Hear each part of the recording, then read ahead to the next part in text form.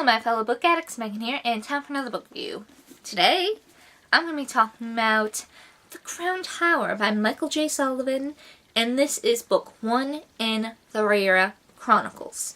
So, this is the prequel to the Rhaenyra Revelations, and I was so excited to pick this up because I loved the Rhaenyra Revelations. And, I grew really attached to all the characters, especially Hadrian and Royce, and being able to read another series with them in it just is perfection. It makes me so happy.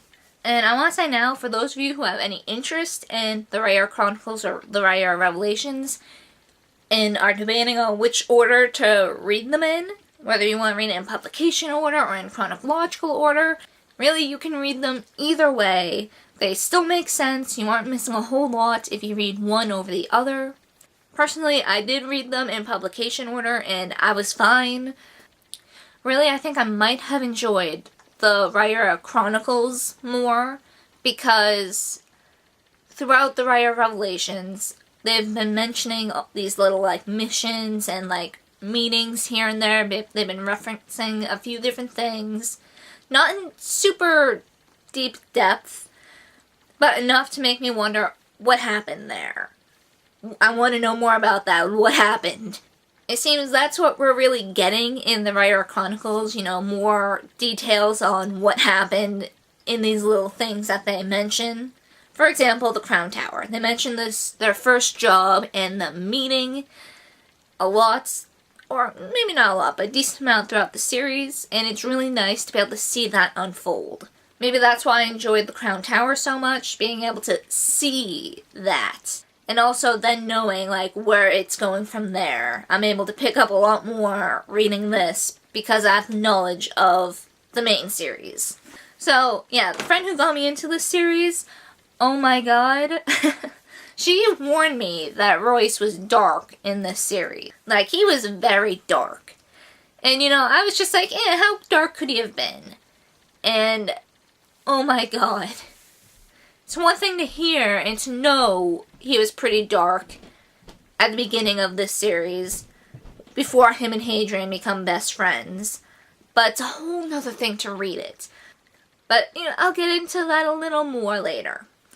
And another thing that I loved was how we got to see some things from Gwen's point of view. We didn't get any of Gwen's point of view in the Rhaenyra Revelations. All we saw of her is when she was, within Hadrian and Royce's presence. Which kind of sucked, because I liked Gwen. So I was really happy to see her having a whole point of view in the Crown Tower. And hopefully that keeps up through the rest of the Rhaenyra Chronicles, because I love Gwen. I loved her in the last series, and I grew to love her even more, being able to, really get inside her head. Since I know where Royce and Hadrian end up in the Rhaenyra Revelations, I am going to try so hard not to, give spoilers for the Rhaenyra Revelations. I'm going to try not to reference that series too much in case you haven't read it and you're choosing to read it in chronological order. So I'm going to try not to reference things that happen in that series. And if for some reason I accidentally do while recording, I'll do a little cut and give a spoiler warning. So for the little synopsis. Our main characters in this book are Hadrian, Royce, and Gwen. Hadrian is a mercenary, and he's just returning from this foreign land of Callus to the continent's country of his birth, which I'm not going to even try and pronounce because I know I'm going to butcher it. And he just got word that his father passed away. This professor from this university, who his father was friends with, managed to get in contact with him, and basically has his father's, last will and some belongings that were meant for Hadrian. So Hadrian's coming back to get those. Not that he really minds, mind you, because he's sick of what he's been doing in Callus. He's sick of killing. He doesn't want to do that anymore. And he basically wants to try and find something else to do with himself.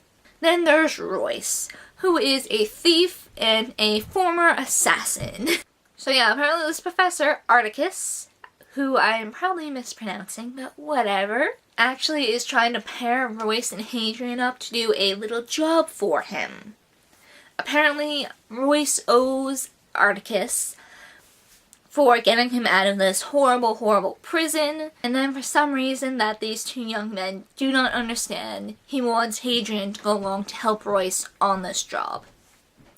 He says it's because they both have skills that would be valuable to each other, but to each other he's telling Royce, Hadrian's too trusting, he needs someone like you to kind of teach him to be a little more wary. He basically tells Hadrian he wants him to show Royce compassion, mercy, kindness, and geez, these two just butt heads so much throughout the series. Hadrian and Royce cannot stand each other, and it's just fabulous. I love the banter between them even more in this series than the other one. But yeah, this job that Atticus, whichever it is, wants them to go on. He wants them to go to the Crown Tower, and he wants them to steal a book for him. And Royce actually goes about getting the book himself because he leaves Hadrian behind when they hit a little trouble on the road. And Hadrian's not too happy about, being ditched, but he's like, whatever, can I go now? And Royce is happy because it's like, yes, my debt is repaid. I don't have to deal with this imbecile anymore. But Articus isn't too happy, the job was meant to be done together. And after he reads this book, he tells them they have to put the book back now. And they have to do it together. If they don't do it together, he tells Royce that his debt won't be repaid, which aggravates Royce beyond all belief. And I guess he kind of guilts Hadrian into it, because he's like, yeah, this is kind of part of your father's last wish. So, all the guilt. Throughout this book, the grin that was on my face throughout most of it was just insane. Little things that I knew would be leading up to the writer of Revelations, and just knowing where things lead, it did add to everything. Now, to Gwen. I didn't know we'd be getting any of Gwen's point of view in this book. So I was surprised, but good surprise, because it's nice to see Gwen's point of view and what's going through her head. So, Gwen is originally from Callus. Her mother actually was bringing her to Malagar because all Gwen really knew was she had to get to Medford. She had to get to the city, town, whatever, of Medford in Malagar. And Gwen never knew the details. Her mom was pretty hush-hush about it. I believe all she knew was they had to be there to meet someone. And that it was important. In fact, Gwen's mother actually died on the journey there. And unfortunately, she ended up stuck at a whorehouse. Because that's really the only work she could get. And she's miserable. It's been 5 years since she got there, and she still has no idea why she's there. She doesn't know who this mysterious person she's supposed to meet is, and some nice stranger on the road, who I instantly connected to who it was, and it was kind of a oh my god moment, gave her, I believe, a few pieces of gold to use in a dire emergency. So she's been saving them for 5 years, keeping them hidden so no one steals them from her. And she doesn't know what she's supposed to do with them. She's afraid to use them because once if she uses them and it isn't the right time. So that's it for the non-spoiler bit. I'm going to go into a slightly more spoilery bit. So if you have not read this far yet, I highly suggest you click away now. Eventually, the situation at the whorehouse gets super bad. Their conditions aren't that good. And Gwen and the other ladies there are sick of it. And Gwen eventually decides, you know what? Let's go to that abandoned building across the way and make our own brothel.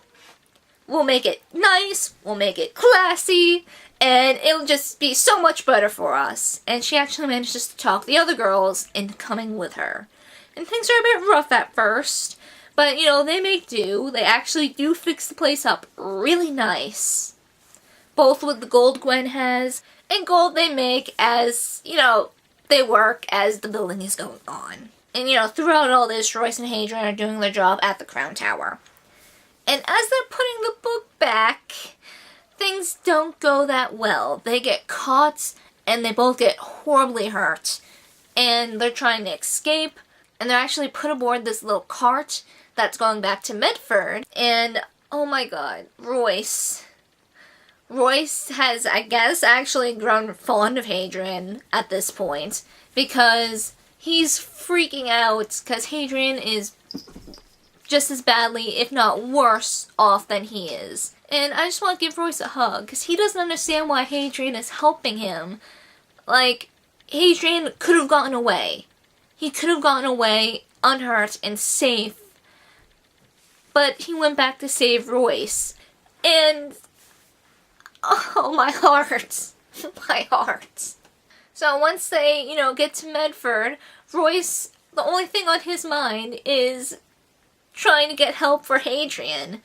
He, despite him being badly hurt, he, pulls himself out of the cart, starts calling for help, and I actually got teary during that, guys. Just, Royce. Royce just isn't the kind of person to ask for help from anyone at this point in the series. And the fact that he is shouting for help, not just for him, but for Hadrian too, this guy that he could not stand. But luck would be on their side. This is where Gwen comes out. And apparently the guy whose cart they were on works for Gwen. And like we found out earlier in the book, which I forgot to mention, all Gwen knows about the guy she's supposed to be waiting for is he's important, and he'll come dressed in his own blood. So he's gonna be hurt. And Royce and Hadrian are blood-drenched and hurt. We end the book with Royce and Hadrian being taken into Gwen's little brothel to be looked after. So yeah, this just was, it was amazing. I absolutely love seeing more of these characters that I love so much. I love being able to see, where they started. Before they knew each other, before they changed each other. It was just, it's really nice to be able to see that. And I am so excited to pick up The Rose and Thorn. Yeah, one thing I hope to see in the next couple of books is to know more about Royce's past. We know the basics. He was an orphan in Ratibor.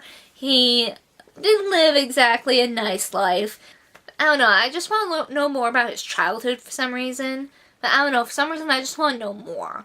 When I grow really, really attached to a character, I literally want to know, everything about them. Even if it's not in the books, or really important in the long run. I'm just weird like that. So yeah, all in all, I absolutely love this book. And I'm afraid for my heart in the next one. I don't think my heart can take any more feels. So yeah, that's it for this book review, and I hope to see you guys next time. Keep on reading, my fellow book addicts. Keep on reading.